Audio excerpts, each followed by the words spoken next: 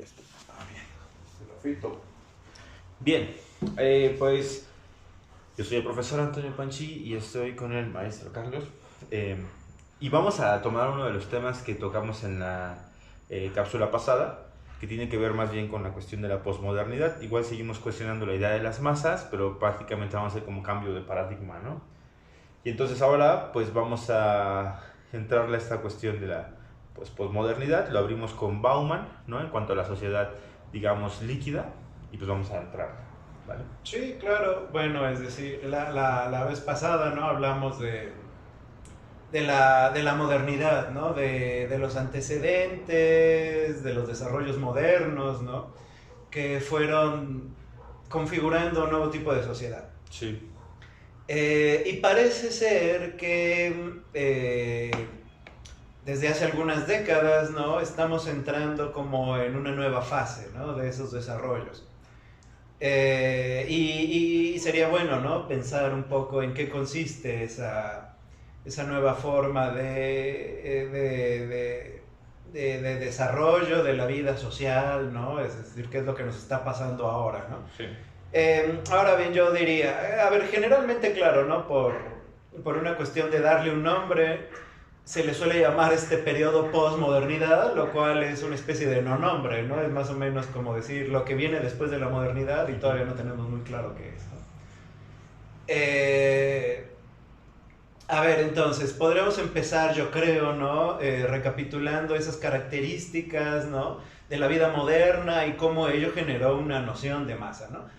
Y luego ver qué es lo que está pasando en esta nueva época, ¿no? En esta pretendida nueva época.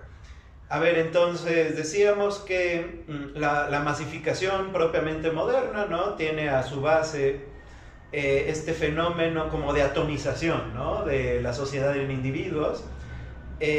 Además, esto estaba relacionado con las nuevas formas de explotación económicas, ¿no? Que además implicaba que ciertos grupos, ¿no? En particular concentraban en ellos todo el poder, ¿no? Y por lo tanto la toma de decisiones. Y que en gran parte las masas era este conjunto, ¿no? De personas que colectivamente se encontraban como segregados sin una forma de identidad fija, ¿no? Etcétera, etcétera. A ver, digamos, vamos a pensar, por ejemplo, lo que nos dice Foucault, ¿no? Sobre estos procesos en términos de poder, ¿no? Uh-huh.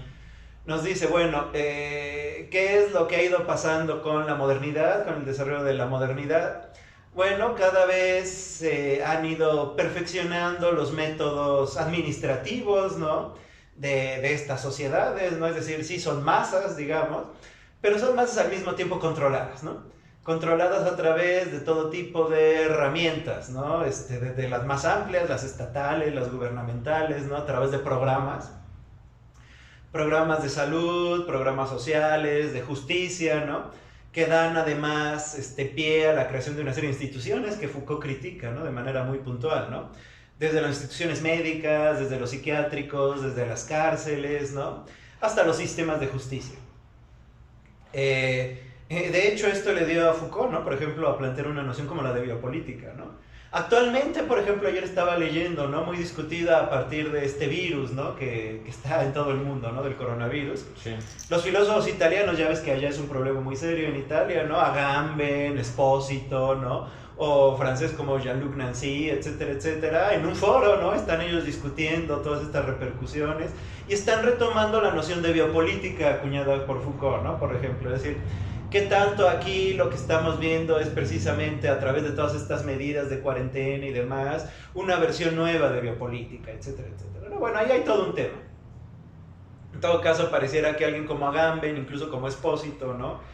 Le siguen viendo en ello una vigencia, ¿no? Muy particular. Ahora bien, creo que, a mi parecer, ¿no? Estas nociones Foucaultianas tienen que ver más con la idea de, como después va, por ejemplo, a tratar Shulhan, ¿no? De una sociedad disciplinaria. Es decir, de una sociedad que ejerce estas medidas con el fin de establecer métodos de control basados en la disciplina, ¿no? Es decir, hay una instancia controladora y hay un sujeto que es disciplinado, ¿no? Por esa instancia. Eso también tiene que ver con la idea Foucaultiana del poder, ¿no? Una acción que se ejerce sobre otra acción, ¿no? Y claro, ¿no? A ver, esto no es ajeno a las masas, en el sentido de que las masas no simplemente son grupos humanos descontrolados, ¿no? Es decir, son grupos humanos segregados pero controlados. Creo que esto también es muy importante, ¿no? A ver, por ejemplo, Hannah Arendt cuando habla del poder, ¿no? Ella dice más bien, no, el poder es el de los colectivos que en concierto, ¿no? Ejercen una actividad política. Todo lo contrario a la idea de poder de Foucault, ¿no? Donde más bien es un grupo ejerce el poder sobre otro grupo, ¿no?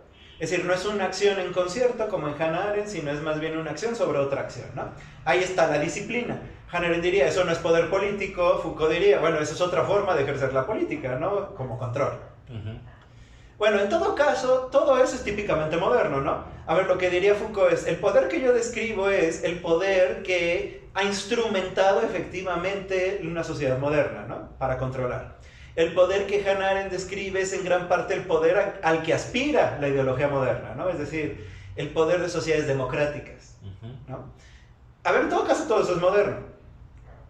¿Qué es, por ejemplo, lo que apunta ya alguien como Byung-Chul Han? Ya sabes, filósofo coreano que trabaja en Alemania. Que además ahorita está muy en boga, ¿no? Bastante pop. Bastante en boga, yo diría. No sé si pop, pero en todo caso... Pop en el sentido de la difusión que se le ha dado, ¿no? Muy, muy difundido y que además me gusta que él tiene un estilo que no es, por ejemplo, académico. Bueno, es medio académico, pero en todo caso es muy ensayístico, ¿no? Él ha apuntado, bueno, a lo mejor Foucault ya... Sus análisis, ¿no? Ya son propios de otra época, ¿no? Es decir, a lo mejor a partir de los 70s, ¿no? Lo que vemos es ya otro tipo de modernidad, ¿no? Una modernidad donde ya no aplica la noción de poder disciplinario, ¿no? Una noción donde más bien tenemos que pensar en otra forma en que los métodos de control se están ejerciendo, ¿no? A ver, entonces vamos a pensar qué tipo de sociedad es esa, ¿no? Y en qué sentido eso coincide precisamente con la idea de posmodernidad o con esta nueva modernidad, ¿no? A ver, algo queda claro, creo. Si históricamente analizamos las cosas, después de la Segunda Guerra Mundial, ¿no? Lo que se busca hacer es como reconstruir a la sociedad de los sistemas económicos, tratando de aprender de los errores que llevaron a esas guerras. Y entonces se empieza a dar forma a lo que se conoce como un estado de bienestar, en el cual, desde las políticas estatales, incluso a nivel internacional, se trata de generar programas sociales, ¿no? Programas sociales que le den seguridad social a las personas, ¿no? En lo habitacional, en el trabajo, en lo médico, etcétera, etcétera. Ahora bien, ¿cuál fue el problema con todo eso? Bueno, funcionó durante cierto tiempo, evidentemente en gran parte con financiamiento, ¿no? Estadounidense, pero llegó a su límite, es decir, eso se volvió insostenible económicamente, ¿no? ¿Dónde se encuentran esos límites del estado de bienestar? Precisamente en este punto, ¿no? En el que estamos hablando, en la década de los 70, final de los 60, principios de los 70, ¿no? Y claro, ¿cuál es el nuevo modelo, ¿no? Que se empieza a aplicar? Aquí es donde empieza el llamado neoliberalismo. Es decir, una nueva forma de liberalismo económico, ¿no? Que otra vez regresa el poder, ¿no? De decisión y las fuentes de financiamiento al mercado, ¿no? Y al mercado entendido como un libre mercado, ¿no? Que se regula bajo las reglas de la competencia en el libre mercado internacional. Con lo cual, claro, ¿qué es lo que se va a ir perdiendo paulatinamente? Pues los programas sociales, ¿no? Y más bien, cualquier otra nueva forma, ¿no? De construir, ¿no? Vínculos sociales y comunitarios, ¿no? Con una base económica va a partir del mercado, ¿no? Y evidentemente bajo el interés de ¿quién? Pues bajo el interés de las grandes transnacionales, ¿no? Es decir, de las grandes corporaciones que tienen la posibilidad de competir en ese mercado.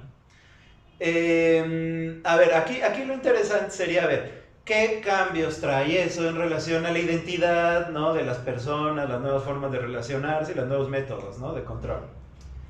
Que de nueva cuenta, ¿no?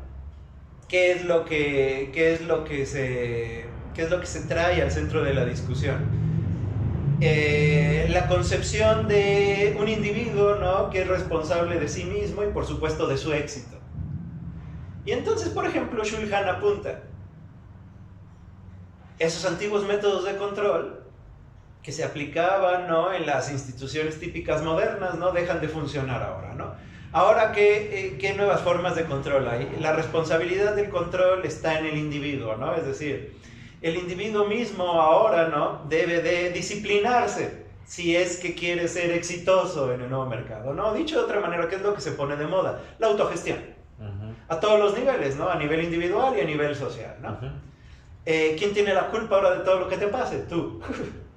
Si me sigues, ¿no? Además hay, a ver, porque por ejemplo hablamos de este cambio de paradigma, a lo mejor de lo que era la sociedad disciplinaria en Foucault, pero también viene, por ejemplo, este texto que hace Deleuze, ¿no?, de las sociedades de control, justamente en seguimiento de lo de la línea de Michel Foucault, ¿no?, donde decía, por ejemplo, ahora uno más bien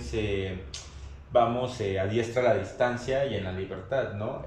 Uno, por ejemplo, tiene que seguir estudiando todo el tiempo porque ahora tenemos educación en línea, educación a distancia. Hoy salimos, por ejemplo, pero podemos seguir... Claro, claro. Es una nueva manera de entender el liberalismo como crear una sociedad donde todo dependa de ti. Sí. Como bien dices, ¿no? Entonces, claro, ahora la educación ya no es simplemente impuesta por el Estado, es decir, sigue siendo, ¿no? O sea, no es que la modernidad simplemente, las instituciones modernas han dejado de existir, ahí sigue, ¿no? Que además son muy importantes, es decir, son derechos importantes, ¿no?, como la educación pública.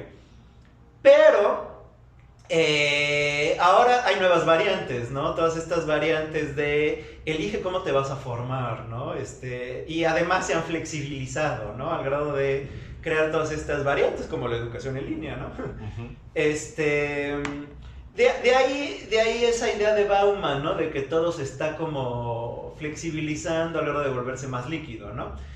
Es decir, de repente se ha creado la idea de que se tienen que producir todo tipo de opciones para que el individuo, ¿no?, sea capaz de elegir y encontrar su propio camino del cual solo él es el responsable, ¿no? A ver, evidentemente esto a quién le quita responsabilidad, ¿no? Le quita responsabilidad al Estado, ¿no?, por ejemplo, ¿no? Le quita responsabilidad a las instituciones sociales, las cuales de hecho, ¿no?, cada vez bajo este imaginario o esta ideología son menos necesarias, ¿no? Entonces se les quita también recursos, ¿no?, al grado de que llegan a desaparecer en los casos extremos. Esto evidentemente nos lleva a una nueva problemática social, ¿no?, que tiene que ver con el mismo problema moderno pero en otras circunstancias, ¿no? Otra vez esta idea de solo hay individuos, ¿no? Pero ahora solo hay individuos en esta dinámica, ¿no?, de múltiples posibilidades, ¿no? Donde además todo es responsabilidad de cada uno de nosotros, ¿no? Y se empieza a generar la idea de que, ¿no?, de mi identidad depende por completo de mí, de lo que yo quiero hacer conmigo, ¿no? Entonces empiezan a generar estas formas de representación de mi identidad, por ejemplo, a través de los medios de comunicación, de las redes sociales, de cómo quiero que me vean, etcétera, etcétera. Sí. ¿En qué sentido esto tiene que ver con las masas, entonces, ¿no?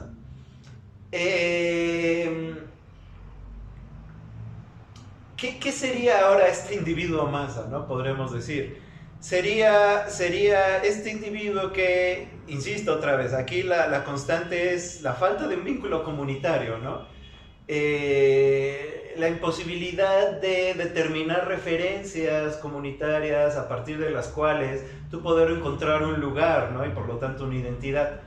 La nueva forma de masificación es esta generación constante de identidades que sin embargo ya no encuentran ya no encuentran un arraigo en una forma de comunidad, ¿no? Y es sustituida por esta nueva infraestructura tecnológica, ¿no?, que tenemos a nuestro alcance, ¿no? Las nuevas formas de comunicación, por ejemplo. Entonces, más bien, A ver, tenemos como muchos de los problemas de aquí, de que quizás el modelo cambió y ahora todo lo basamos mucho en la imagen, ¿no? Y quizás está aquí, por ejemplo, la imagen de uno mismo. Claro, es decir, ahora la imagen se convierte en un elemento fundamental, ¿no? Para determinar quién eres. Sí. Entonces, a ver, creo que este es un problema muy actual, ¿no? Entonces ahora no eres nadie si nadie te ve. Uh-huh. Si no eres reconocido por el otro en términos de tu imagen, ¿no? Y claro, a ver, ¿por qué otra vez? Por tu desarraigo, ¿no? Es decir, porque de entrada nadie, no hay ninguna comunidad que te garantice nada, ¿no? Es decir, toda tu valía radica en ser capaz de ser reconocido por otra persona en términos de esta nueva dinámica tecnológica, ¿no? Que tiene como elemento fundamental la circulación de imágenes, ¿no? De cierto tipo de imágenes. Evidentemente no solo una imagen, ¿no? Sino una imagen estructurada en términos de distintas narrativas. Siendo todas estas narrativas, sin embargo, algo que se juega en un nivel, vamos a decirlo, superficial. Por ejemplo, utilizando el término clásico de Jean Baudrillard, ¿no? En términos como de un simulacro, ¿no? Es decir, ya no en términos de que la imagen sea una representación de una realidad más estable, más profunda, ¿no? Uh-huh. No, sino que todo se juega en el nivel superficial del simulacro, al que Baudrillard llama, de hecho, hiperrealidad. Uh-huh. Y de hecho, entonces, por ejemplo, acá no importa tanto lo que la imagen o lo que tengamos que trabajar, hacer para el instante de la imagen, sino que la imagen parezca todo lo anterior, ¿no? Es decir, claro, la acción no es necesaria para ser representada en la imagen. A ver, yo diría, claro que es necesaria la acción en el sentido de que la imagen se tiene que trabajar, ¿no? Uh-huh. Y se tiene que trabajar a nivel técnico, ¿no? Es decir, sí, no es fácil construir esas imágenes y posicionarlas, ¿no? Uh-huh. De hecho, hay carreras enteras que se dedican a eso, ¿no? Y hay empresas y negocios, ¿no? Que hacen eso. Con lo cual, claro, sigue entrando, ¿qué problema? ¿No? El problema de que el que tiene más medios va a posicionar mejor su imagen y demás, ¿no? Sí. Sigue habiendo un problema económico y de clase, ¿no? Que es distinto al de la época industrial clásica, ¿no? Por eso a nuestra época se le llama postindustrial. Uh-huh. A ver, claro que hay un trabajo ahí, ¿no? Y hay un trabajo que además requiere técnica y requiere medios económicos para hacerlo. Pero claro, ¿cuál es el problema? Al momento de simplemente enfrentar la imagen, lo único que importa es el efecto de esa imagen, ¿no? Y se olvida todo el proceso de trabajo detrás. Uh-huh. Digamos que estamos ante una nueva versión de lo que Marx llamaba el fetichismo de la mercancía. Ok. Ahora, hemos cambiado entonces de modelo, ¿no? Pasamos de una sociedad quizás más dura, no sé, a esta muy flexible, muy líquida, pero entonces, ¿cómo han cambiado las formas del pensamiento? Por ejemplo, ¿qué pasaría con los autores quizás más contemporáneos? Creo que aquí hay un reto interesante, ¿no? A ver, digamos, podemos caer como pensadores teóricos de nuestros problemas sociales y políticos y demás en reducir toda nuestra lucha a un problema de representación, ¿no? Dicho de otra manera, claro, mi problema es que no soy lo suficientemente visible en el nuevo espacio público, ¿no? Uh-huh. Por lo tanto, toda mi lucha es la de hacerme visible. Uh-huh. Y se convierte todo en un problema de discursos, ¿no? Y de imágenes. Inclusive de performatividad, ¿no? Es decir, de cómo actuar, ¿no? Esa nueva forma de identidad, esa apariencia, de cómo mostrarme al otro, etcétera, etcétera, ¿no? A ver, y no estoy diciendo que eso no es importante, porque de hecho eso es la nueva dinámica, ¿no? Pero el problema es que al reducir todo eso, ¿de qué nos olvidamos, no? ¿Cómo es que esta dinámica se llegó a construir? ¿Cómo se llegó a ella, no? Uh-huh. Es decir, no existe la opción de no funcionar bajo estos parámetros, sino de hecho revolucionar, ¿no? Estos parámetros para llegar a, de hecho, sociedades más justas. Uh-huh. Entonces, claro, aquí el problema de la lucha política, ¿no? Y de cómo planteamos la dinámica es, si la reducimos a los términos que ya se nos han impuesto, pues sí, en efecto, el problema es cómo figurar en las redes, por ejemplo, ¿no? Cómo viralizar mi imagen, ¿no? Cómo generar un reconocimiento público y demás, ¿no? Lo cual, claro, lleva a una serie de perversiones, como por ejemplo de las más actuales, las fake news, ¿no? Sí. Pero quizá el problema fundamental es cómo llegamos a ello, y la pregunta es ¿por qué seguir? ¿Por qué perpetuarlo, no? Uh-huh. No habrá una forma de modificar esas coordenadas, ¿no? Y repensar nuestra vida social de una manera que, en efecto, sea posible la transformación estructural. ¿Para qué? Para posibilitar un nuevo acceso a esos servicios que antes al menos aspiraba, ¿no? El estado de bienestar. Y además, ¿para qué? También para cambiar la noción de responsabilidades, ¿no? Es decir, para no simplemente responsabilizar solo al individuo, ¿no? Por su destino, sino para volver a encontrar una forma de responsabilidad social. Ok. Ahora, justamente en eso que estábamos diciendo de los pensadores y que a lo mejor tendrían que preocuparse por su movimiento en redes y esta cuestión de hacerse más visibles. Que a lo mejor es un falso problema, es justo lo que estamos planteando. Pero ¿no? tal vez es un medio para abordar un problema, por ejemplo, real, como el de la estructura. Siempre y cuando se considere como un medio, ¿no? Y no como la dinámica pública en sí. Creo que, por ejemplo, de repente muchos profesores que quizás estén apostando por su trabajo o representar su trabajo en blogs, pueden, ¿no? En blogs de más media, ¿no? de medios masivos, no necesariamente están abordando un problema, o más bien esto como el problema, la red como medio, sino que lo están viendo como un problema. Están tratando de abordar el problema de la educación por medio de la interfaz de la red, y dicen, así lo resuelvo. Pero tendríamos que evitar formar parte justamente de este mismo ejercicio de... Claro, sí. A ver, yo diría, sin duda alguna, por ejemplo, lo acabas de mencionar, la educación en línea es un recurso fabuloso, ¿no? Que podría llegar a volverse banal, ¿no? Superficial, si simplemente pensamos que por sí mismo resuelve las cosas, ¿no? No, debemos de considerar que en efecto es un medio, ¿no? Pero tenemos que tener sobre todo claro, ¿no? ¿Qué es lo que queremos modificar con ello, ¿no? Sí. Entonces, si simplemente se convierte en una dinámica en línea, ¿no? Y olvidamos los fines para los cuales deberíamos, ¿no? Usarlo, ¿no? Que tienen que ver con la modificación de las condiciones profundas, ¿no? Estructurales de nuestra sociedad, pues no va a servir, ¿no? Claro. Es decir, va a perderse entre el resto de los contenidos en línea a los cuales podemos acceder, ¿no? ¿Por qué lo preguntaba justamente esta cuestión? Porque hablando de la posmodernidad, pues tendríamos que hablar quizás de un autor que también está muy en boga en redes, que sería Zizek, ¿no? Y entonces tendríamos que ver que el ejercicio que él hace es entrar justamente a las producciones de cine o de televisión o incluso comerciales, para de alguna manera empezar a abordar problemas filosóficos, no sé, más reales. Es decir, claro. Quizás tomar esto justamente como medio. Claro, bueno, yo creo que en efecto Zizek trata de hacer eso, que él es muy popular, tiene una enorme visión mediática, quizás es el filósofo que más exposición mediática ha tenido, no solo en nuestra época, es decir, en toda la historia, ¿no? Lo cual es increíble. Pero, claro, al mismo tiempo él se dice radical, dicho de otra manera. Su idea es que su éxito en ningún sentido tiene que ver con su mediatización, ¿no? Sino que su verdadero éxito tendrá que ver con lograr una transformación profunda, ¿no? De la sociedad, ¿no? Lo cual al mismo tiempo es algo como desesperado, ¿no? Es decir, no lo vas a lograr solo desde el medio, evidentemente, ¿no? Dicho de otra manera, su trabajo es, desde ese punto de vista, insuficiente. Sí. En todo caso, es una buena colaboración. Creo que al menos Zizek se esfuerza en mostrar eso, ¿no? En mostrar que la transformación debe de venir de otro lado y que en todo caso él es solo algo así, utilizando una metáfora que él ha planteado, ¿no? En algunas de sus comunicaciones. Él es solo un apóstol, ¿no? De una causa, ¿no? Él no es un genio ni nada, él simplemente es un medio, ¿no? Para lograr una transformación por venir.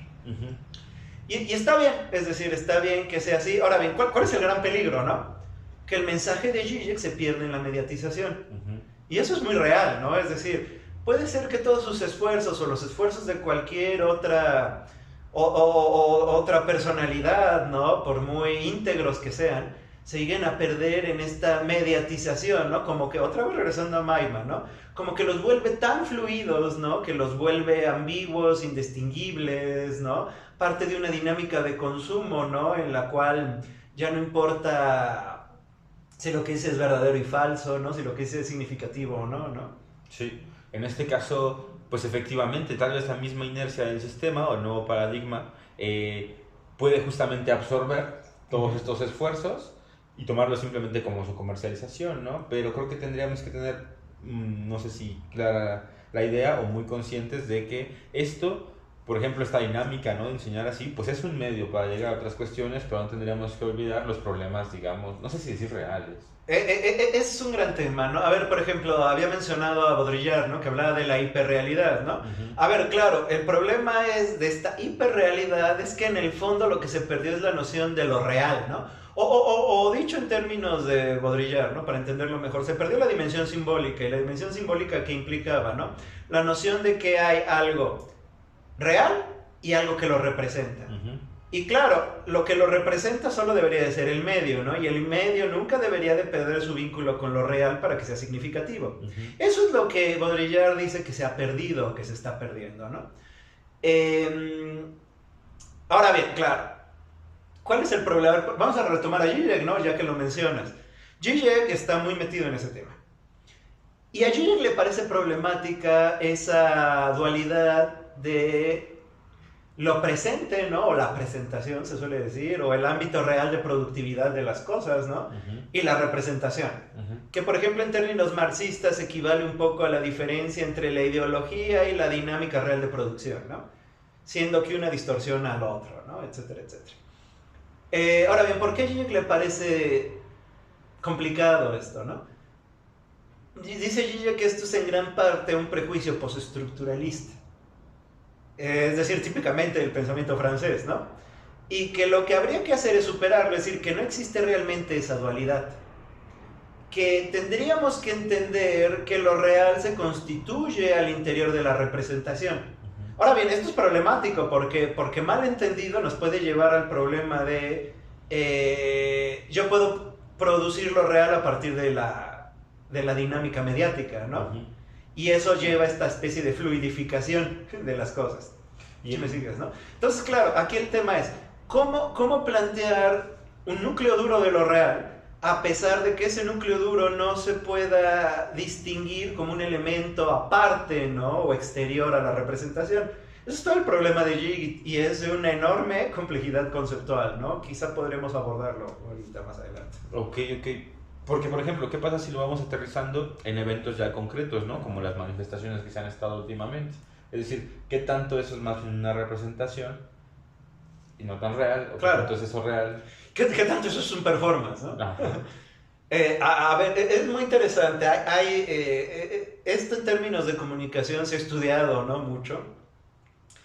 ¿Qué tanto ahora uno se manifiesta ante la cámara, ¿no? Por ejemplo, ¿no? ¿Qué tanto uno lo que quiere es crear un efecto, ¿no?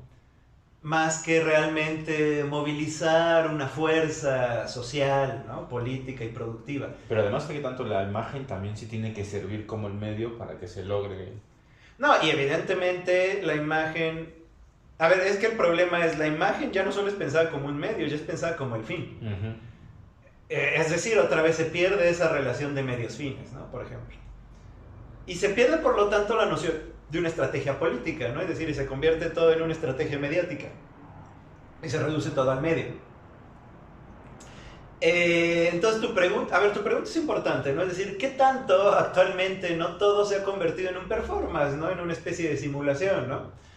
Es un peligro. Yo no diría todo se ha convertido en eso, ¿no? Pero es un peligro propio de nuestra época, ¿no? Es decir, actuar frente a la cámara, ¿no? Y entonces que todo se convierte en una especie de representación, una especie de teatro. A ver, vamos a tratar de entrar entonces en esta conceptualización. Insisto, es complicada, ¿no? A ver, no estorba, ¿no? Es complicada, ¿no? Entonces, vamos a regresar a Marx. Y esto es una elaboración que Zizek se ha esforzado, ¿no? En mostrar. Por ejemplo, hay un Marx que es el Marx joven, ¿no? El Marx de la crítica a la ideología alemana, que más bien plantea la idea de la ideología y lo real, ¿no? Y siendo la ideología algo que distorsiona nuestra comprensión del proceso real, ¿no? Y que por lo tanto criticar la ideología nos daría el acceso a lo real. Zizek dice, bueno, esta es una visión un poco ingenua. Hay otro Marx que es el Marx del capital y particularmente del fetichismo de la mercancía, ¿no? Entonces, ahí ¿cuál es el tema? Que más bien Marx explica cómo la mercancía es la manera en que de hecho se estructuran de manera real las relaciones sociales. Siendo la mercancía algo producido, ¿no? Por el mismo sistema económico. Pero eso que es producido por el sistema económico y que en el fondo no es sino la materialización de una serie de ilusiones metafísicas y teológicas, ideológicas, es al mismo tiempo la estructura misma del vínculo social. A ver, entonces, ¿qué es lo que pasa? Y esto es mucho más complejo, porque por un lado, es cierto, ahí hay algo que es producido como una representación en gran parte ideológica, ¿no? Que proyecta nuestras aspiraciones idealizadas. Pero que por otro lado es de manera real y concreta nuestro vínculo social. Entonces, hay algo que es ilusión, pero que al mismo tiempo es real. Y eso es para allí el problema de la ideología, ¿no? Es decir, es cierto, la ideología es algo que nos plantea la realidad de una manera que quizá no sea la más adecuada, ¿no? La perspectiva más objetiva, pero que por otro lado, de manera concreta, ¿no? Estructura nuestros vínculos con las otras personas. Y entonces aquí, ¿cuál es el tema, no? No podemos simplemente salirnos de esos vínculos sociales, si me sigues, ¿no? Es decir, cualquier comprensión objetiva de lo real tiene que darse desde el seno mismo de la ideología. Entonces, ¿cómo introducidos en una dinámica ideológica podemos detectar lo que siendo parte de ella es real? ¿Sí me sigues, no? Es decir, lo real es interno a la ideología misma, ¿no? Lo real es interno al proceso de representación mismo. Entonces, claro, regresando al problema de estas manifestaciones, ¿cuál es el núcleo real de estas manifestaciones? Ese es el meollo del asunto. ¿Cuál es ese núcleo duro, real, que más allá de toda la farándula mediática, histérica incluso, ¿no? Teatral alrededor de ello, ¿no? Debe ser asumido, comprendido, ¿no? Y llevarlo hasta el extremo incluso de ser modificado. Eso es justo lo que tendremos que poder identificar. Ese núcleo duro real, ¿no? De todas estas dinámicas. A ver, entonces, por ejemplo, en el video pasado lo comentábamos, ¿no? Actualmente hay un paro, hay manifestaciones, etcétera, etcétera, ¿no? Y puede ser que esto lleve a una serie de prácticas que quizá ya se vuelvan inclusive impertinentes, ¿no? Pero eso no quiere decir que no haya un núcleo real, duro, ¿no? De demandas sociales, políticas, económicas, auténticas, que deban de ser tratadas, ¿no? Y que deban de ser modificadas. Creo que ahí viene el problema, ¿no? Es decir, no podemos simplemente entonces quedarnos con el núcleo duro y tirar todo el resto, ¿no? Es decir, tenemos que darnos cuenta de que todo ese resto se da en relación a ese núcleo y que al mismo tiempo ese núcleo solo es posible comprenderlo, ¿no? A partir de todas esas dinámicas que giran alrededor de él. No los podemos separar. Por eso tiene algo de falso pretender que no haya luchas políticas sin todos estos elementos representativos, ¿no? Incluso impertinentes y hasta violentos. Porque son parte de toda esa misma dinámica real. Pero este mismo núcleo sería común a todos los demás problemas. Por ejemplo, a ver, hablando de la posmodernidad, tendríamos que hablar de que también puede renunciar a este efecto de que este núcleo va a ser como situación de todo lo que sucede en la vida, ¿no? Y si lo resolvemos, entonces resolvemos la vida que representa. Pues más que resolverlo es, si lo confrontas, ¿no? Y lo llevas al extremo, ¿no? Surge ¿qué posibilidad? La posibilidad de poder modificar radicalmente el marco en el que estamos funcionando. Y entonces, por ejemplo, aquí lo que tendríamos que tomar, además de las manifestaciones, porque son parte de lo real, este núcleo para poder entonces ofrecer otro tipo de cosas, ¿no? Claro, a ver, es decir, todas estas manifestaciones proceden de algo real. Esto es lo importante, es decir, no podemos decir simplemente son falsas, son ficticias, son ilusorias y por lo tanto no les debemos de exigir apegarse a lo real. No. Son un síntoma de lo real, ¿no? Son dinámicas que se producen a partir de algo que es real. Claro, lo importante es entonces llegar a la comprensión de que no nos podemos quedar solo en esas prácticas, sino que en algún momento, ¿no? La comprensión de dónde provienen esas dinámicas nos tendría que ayudar a modificar lo real de ellas. Ahora bien, aquí cuál es el tema entonces. Eso es muy complicado, ¿no? Me explico, ¿no? Porque implicaría superar nuestras coordenadas ideológicas, ¿no? Y eso en estricto sentido es impensable. ¿Por qué? Porque solo podemos pensar dentro de nuestras coordenadas ideológicas, ¿no? Es como tratar de forzar lo imposible, ¿no? Se suele decir. Ahora bien, sin embargo, si se logra hacer efectivamente, y que es una lucha muy dura, ¿qué es lo que puede salir a flote, no? Un nuevo funcionamiento de la realidad.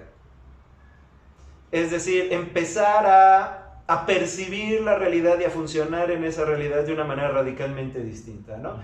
¿Y qué implicaría funcionar de una manera radicalmente distinta? Dejar de funcionar simplemente como individuos, ¿no? Dejar de funcionar bajo la idea de que nuestra vida social se reduce a la representación, a la imagen, ¿no? Dejar de estar determinados por estas dinámicas tecnológicas a nivel superficial, ¿no? Empezar a encontrar un camino, ¿no? Para tratar cuestiones como comunidad, ¿no? Y asegurarnos en términos sociales, ¿no? Para grandes capas de la población, elementos básicos de la vida, ¿no? Como seguridad económica, como seguridad social, etcétera, etcétera.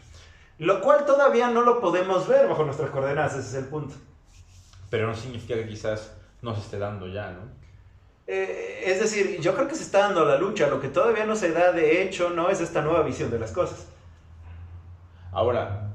A ver, ¿por qué? Rápido, nada más. Sí. Porque bajo nuestra actual perspectiva todavía no concebimos cómo hacerlo. Es decir, sabemos que lo queremos, pero todavía no concebimos la manera de hacerlo. Es decir, de que se sostenga, efectivamente.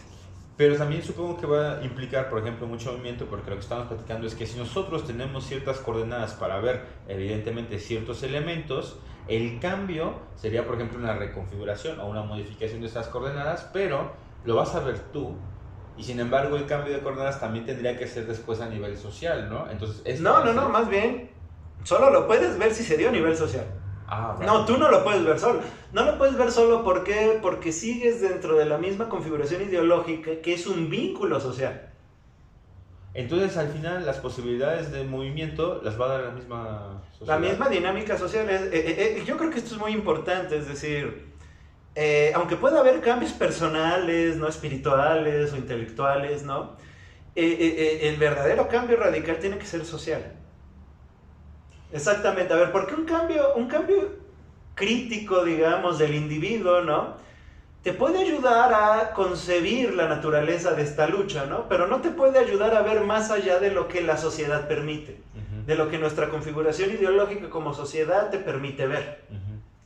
Ese es el verdadero cambio radical, ¿no? Es decir, ver todos como sociedad otro mundo, otra perspectiva, otro horizonte. Vaya. Y al final sí tendría que ver, quizás esto con muchos quiebres, ¿no? Nuevas fracturas. Claro, sin duda alguna esto solo va a llegar a partir de quiebres y fracturas. Por eso mismo uno no puede simplemente condenar las distintas formas de lucha o manifestaciones que se dan, ¿no? Porque ellas mismas pueden ser el origen de una serie de quiebres. Aunque no se den en los términos que a lo mejor nos parecen correctos, ¿no? Y muchas veces solo nos parecen correctos desde dónde, evidentemente, ¿no? Desde la misma ideología que es lo que se tendría que modificar. Claro, es decir, nos parece erróneo desde las coordenadas anteriores, ¿no? Exactamente. Y entonces tal vez esa es la misma resistencia al cambio, quizás somos pues nosotros, ¿no? Sí, las buenas conciencias, ¿no? De cada época son precisamente la resistencia al cambio con las mejores intenciones. Y entonces, ¿cómo podríamos empezar a discutir o a discernir sobre esta nueva coordenada o este nuevo, movimiento, ¿no? Porque al final va a haber una resistencia personal, o como nos hemos venido configurado hasta ahorita, pero entonces también creo que no se va a aceptar nada más así porque te lo diga, ¿no? Sería también... No, evidentemente no. O sea, la resistencia es la resistencia de la estructura social misma. Y claro, de la estructura de los sujetos que forman parte de esa sociedad, sin duda alguna. Y eso no se puede modificar tan fácilmente. A ver, vamos a plantear el típico tema posmoderno, ¿no? Muchas veces hay ideas de que debemos de volvernos cada vez más flexibles, ¿no? Y experimentar cada vez más con nuestras identidades, ¿no? A mí lo que me parece es que alguien como Freud, por ejemplo, ¿no? Con su comprensión muy profunda de la psique humana, lo que nos diría es, no, eso no se puede, eso es psíquicamente imposible. A ver, por ejemplo, cuando Freud hablaba del amor cristiano, ¿no? Esto de ama incluso a tu enemigo, lo que Freud decía es, bueno, muy bonito ideal, pero es psíquicamente imposible. A ver, ¿por qué? Porque se le está pidiendo algo al aparato psíquico de las personas, ¿no? Que va más allá de sus posibilidades. Lo mismo decía Freud en general de todos los grandes ideales morales, ¿no? O sea, si no existen las condiciones sociopolíticas para que una persona se comporte de cierta forma, ¿no? No les puedes pedir que sean héroes, ¿no? Y que funcionen más allá de las posibilidades que tienen. Porque psíquicamente no lo pueden hacer, ¿no? Y entonces en realidad lo que van a hacer es, van a aparentar, pero van a ser hipócritas. De hecho, eso es una de las causas, ¿no?, que él identifica en algo como las guerras mundiales, ¿no? Hay textos clásicos de Freud al respecto, donde él nos dice que ¿cómo es posible que las sociedades tan pretendidamente civilizadas de Europa no hayan caído en la perbarbarie? Porque no eran realmente civilizadas, solo pretendían serlo, ¿no? Ahora bien, ¿en qué radica entonces todo este problema, no? En que nosotros podemos representar todas formas de identidad y de fluidez, ¿no? Y de que aparentemente, por ejemplo, ahora que están estas cuestiones del género, ¿no? Podemos nosotros asumir distintas formas de género tan variadas que ya no nos alcanzan las letras del alfabeto, ¿no? Para describirlas, ¿no? Ya sabes. Eso es lo fluido, precisamente, ¿no? Pero esa fluidez es falsa, ¿no? ¿Por qué? Porque realmente la identidad de un sujeto es sumamente rígida, ¿no? Es decir, es algo que se ha ido construyendo y no puede renunciar a ella, hay una enorme resistencia. Y si tú se lo exiges, ¿no?, lo vas a enfrentar a algo que más bien lo va a volver un neurótico, ¿no? O si realmente, ¿no?, tratas de modificar de un momento a otro esa estructura, ¿no?, más bien se va a volver un psicótico. Es decir, no, necesitamos, o sea, funcionamos bajo referencias rígidas, más o menos estrictas, que no es que a lo largo del tiempo no se puedan modificar o se puedan cambiar, pero toma mucho tiempo, ¿no? Y solo pueden ser sostenidas a nivel individual por cambios a nivel comunitario. Ahí es donde, cuando uno pone a dialogar lo social con lo psíquico, ¿no?, encuentra que tiene que haber correspondencias, ¿no?, entre uno y otro nivel, ¿no? Que uno no puede, como en el New Age, ¿no?, llegar a otro nivel de conciencia superior, ¿no?, si tus condiciones concretas no lo permiten. Bueno, es que no sé, me parece que vuelve como, pues efectivamente muy complicado todo, ¿no? Porque el discurso es más complejo. Es decir, sí, las posibilidades que tenemos de acción también se reducen un tanto, sí, a lo social, pero también tiene que haber un equilibrio con lo psíquico, ¿no? Y si lo psíquico va a cambiar, pues va a llevar su tiempo. Claro, o sea, las mentes no cambian por revelación o iluminación, ¿no? O sea, también tiene que haber condiciones para que lo logren.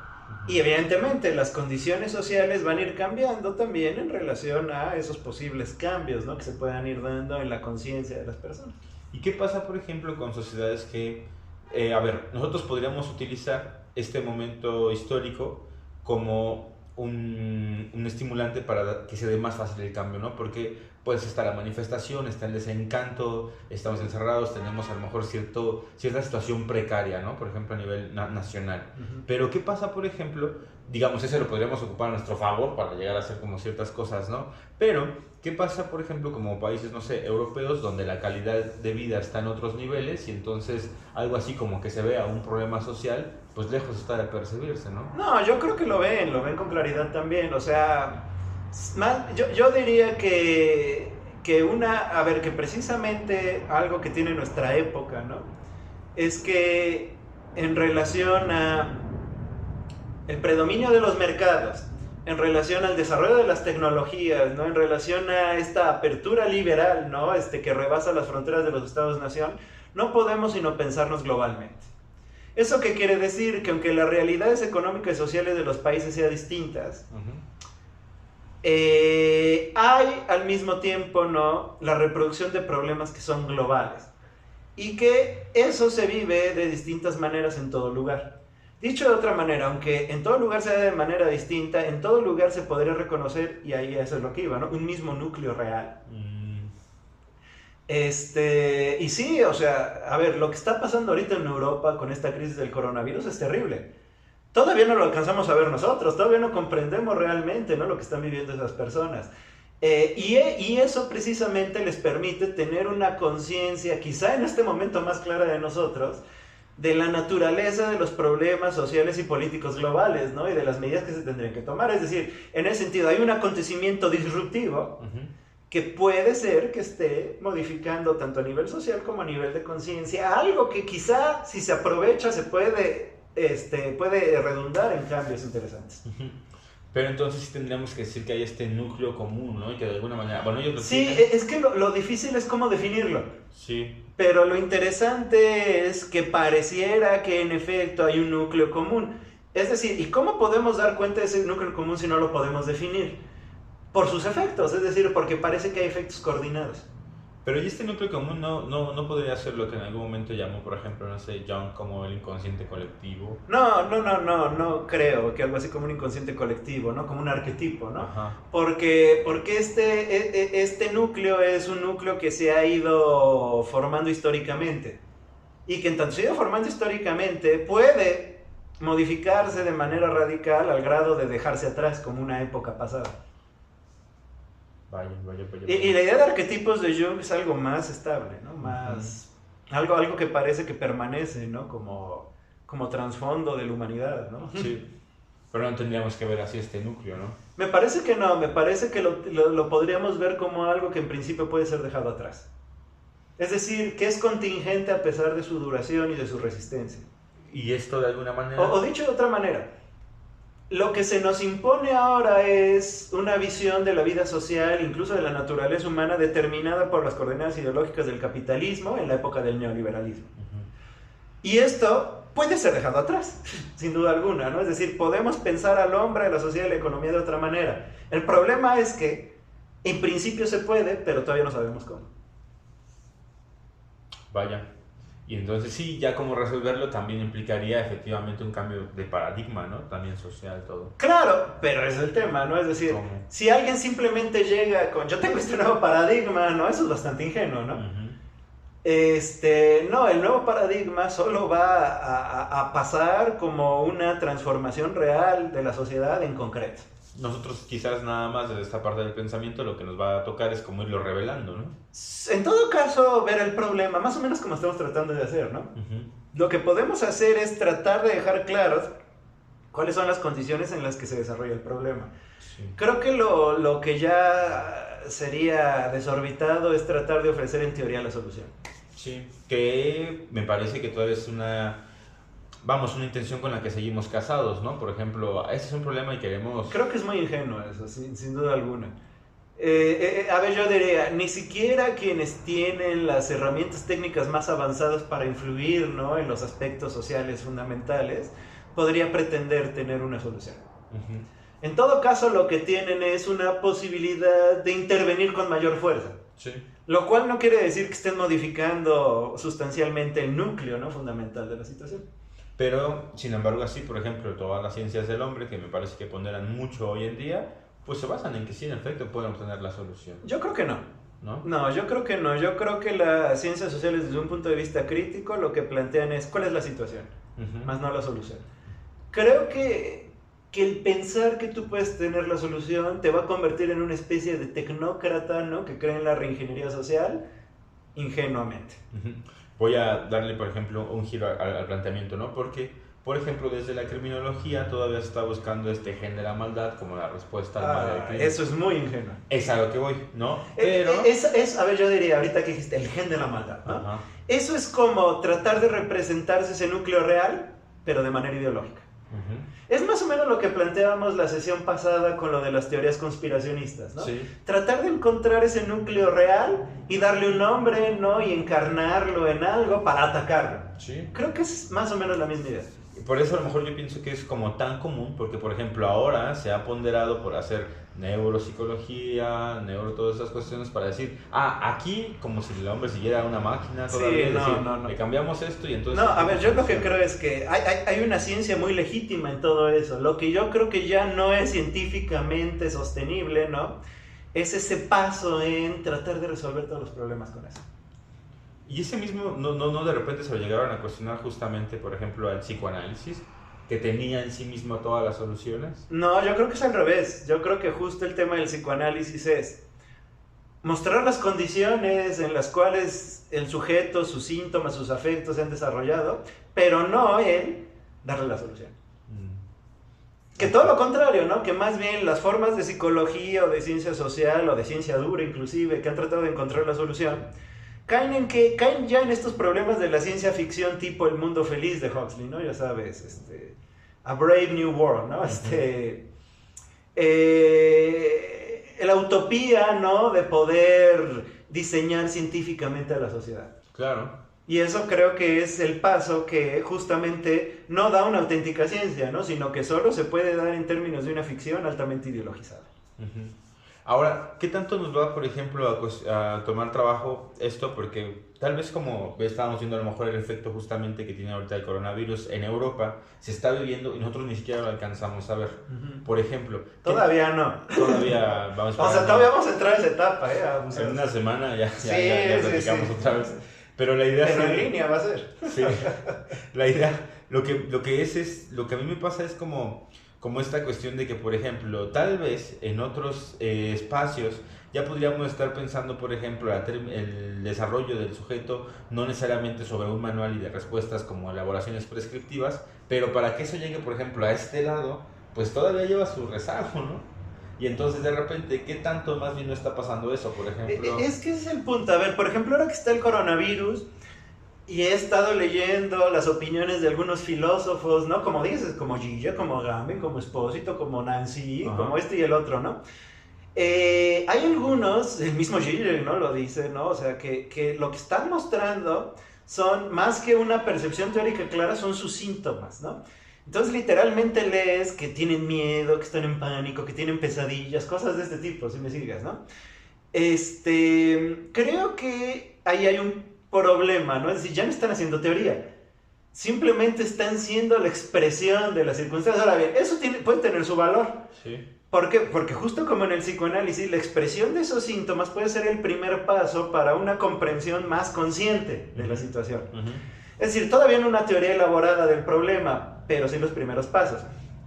Ahora bien, al respecto, Agamben nos dice algo muy interesante, ¿no? Agamben quizá es el que actualmente tiene una noción más radical de la situación. Nos dice, yo no me trago tanto, ¿no? Esta cuestión de, si el gobierno me dice que tengo que tomar estas medidas, simplemente lo hago, dice Agamben, ¿no? Agamben más bien plantea, eso lo hacemos por el miedo que actualmente tenemos. Uh-huh. Es decir, eso lo hacemos como resultado, como efecto de nuestra incertidumbre ante algo que todavía no conocemos. O es el tomar el manual y la instrucción para mitigar. Exacto, es decir, entonces, claro, en lugar de ahora escuchar a políticos, ¿no? A figuras públicas, ¿no? A líderes sociales y demás, lo que escuchamos es expertos técnicos, ¿no? Decirnos qué es lo que tenemos que hacer y simplemente lo seguimos al pie de la letra. Uh-huh. El punto de Agamben es, ok, háganlo, pero si lo hacen, sean muy conscientes de que están entrando en el juego de la biopolítica. Dicho de otra manera, ¿no? Una sociedad no puede funcionar así. Eso es un estado de emergencia y el estado de emergencia no se puede convertir en la regla. Uh-huh. Entonces, pensar que una sociedad va a funcionar mejor así es ridículo, ¿no? Es decir, es otra vez recaer en este proceso que nos vuelve, como decíamos desde un principio, masas, ¿no? Masas manipulables técnicamente. Y que además ahora lo que tenemos es que este efecto de miedo y realidad que impera, ¿no? Es creo que lo han estado mencionando mucho con La peste de Camus, ¿no? De que al final lo que tendría sí, y todas estas novelas de pestes, ¿no? Exacto, que hay muchas, ¿no? Sí. Saramago, todos tienen su novela, ¿no? Sí, ahora creo que hicieron esta de Camus y salió mucho también efectivamente el ensayo sobre la ceguera, ¿no? Sí, pero además es increíble cómo, por ejemplo, ahora en Netflix te ponen justamente sí, esas películas. La serie, sí, yo también ya me puse a ver una que se llama Epidemia y Pandemia y no sé qué. Yo mejor he preferido no verlas, ¿no? Pero... Yo las veo un poco perversamente, ¿no? O sea, así como obtener placer de la situación que se nos viene y demás, ¿no? Sí. Pero es muy interesante, o sea, cómo hay toda una, precisamente hablando de la mediatización, ¿no? Toda una serie de ideas, de fantasías que además se apoyan en ciencia real, es decir, hay datos reales, ahí hay información valiosa y demás, ¿no? Pero para crearte una idea, ¿no? Acerca de cómo vivir, ¿no? Una ficción acerca de lo que debe de ser la sociedad a partir de este momento. Creo que el punto de Agamben es, hay que luchar contra esa imposición ideológica, ¿no? Es decir, no podemos renunciar a la idea de ciudadanía, ¿no? A la idea de política, a la idea de vida comunitaria. Uh-huh. A mí me parece que también, por ejemplo, aquí podríamos jugar otro elemento, que es el hecho de que ahora sí todos estamos esperando respuesta del Estado, ¿no? Sí. Y antes era como, yo no te necesito, muy anárquico el asunto. Claro. Y ahorita me parece que es por decir, utilizamos aquellos mitos y fantasías en los que creímos alguna vez, como Sí. de esta guerra bacteriológica, y ahorita decimos, está pasando. Claro, claro, es decir, cierto? por un lado, es cierto, por un lado, ¿no? El mundo se rige bajo un neoliberalismo en el cual hacemos de menos al Estado, ¿no? Y ahora sí, ¿no? Queremos que el Estado asuma el control y salga a los mercados, ¿no? Sí. O lo que se ha dicho en estos últimos años, desde la crisis del 2008, ¿no? Comunismo para las élites, comunismo para los ricos, ¿no? Ujú. Es decir, sí, ellos sí tienen que tener todo el apoyo del Estado, ¿no? Pero por otro lado, al mismo tiempo, ¿qué noción del Estado queremos, no? Un Estado que nos diga qué hacer y cómo hacerlo, ¿no? Y que además lo haga bajo criterios técnicos científicos, ¿no? Yo creo que aquí hay muchos peligros, ¿no? Y sí, hay muchas tentaciones ideológicas y que tenemos que luchar contra el miedo que nos lleva a aceptar esas imposiciones. Es decir, de entrada tenemos que no actuar por miedo, no actuar solo reactivamente, ¿no? Sino plantearnos qué tipo de acciones afirmativas podemos realizar y no solo como individuos, ¿no? Porque eso también es inútil, sino como sociedad. Claro, y por eso quizás aquí la apuesta por efectivamente estar formando esta comunidad, ¿no? Ujú. Por ejemplo, a lo mejor nosotros lo estamos haciendo ahorita con profesores que estamos reflexionando del tema y al final, evidentemente, lo que pensamos es que se pueda replicar en alguien, que tenga algún efecto y entonces, no sé, simplemente es aventar un... Sí, no. Es que el tema de actuar como individuos es como el problema de se está destruyendo el medio ambiente a nivel global y yo dejo de consumir popotes, ¿no? Por ejemplo. O sea, no tiene ningún sentido, ¿no? La proporción es completamente absurda. Sí. Pues bueno, ya creo que llevamos una hora otra vez. Sí, bueno, creo que Sí, vale la pena. vale mucho la pena, ¿no? Sería muy interesante ver que a lo mejor, justamente ahorita que se están moviendo esas plataformas como de en línea, que estamos ocupando para dar clases, estaría muy bien que de repente la pudiéramos adaptar para seguir como discutiendo conforme vayan pasando los días, pero de entrada hoy, pues tendríamos que cerrar, ¿no? Sí, claro que sí, no hay ningún problema y pues muchas gracias. Pues bueno, seguimos entonces en contacto. Recuerden, maestro Carlos, muchas gracias y seguimos, pues a ver qué más daremos por acá. Así que ahí nos vemos. ¿Listo? Bye. Ok.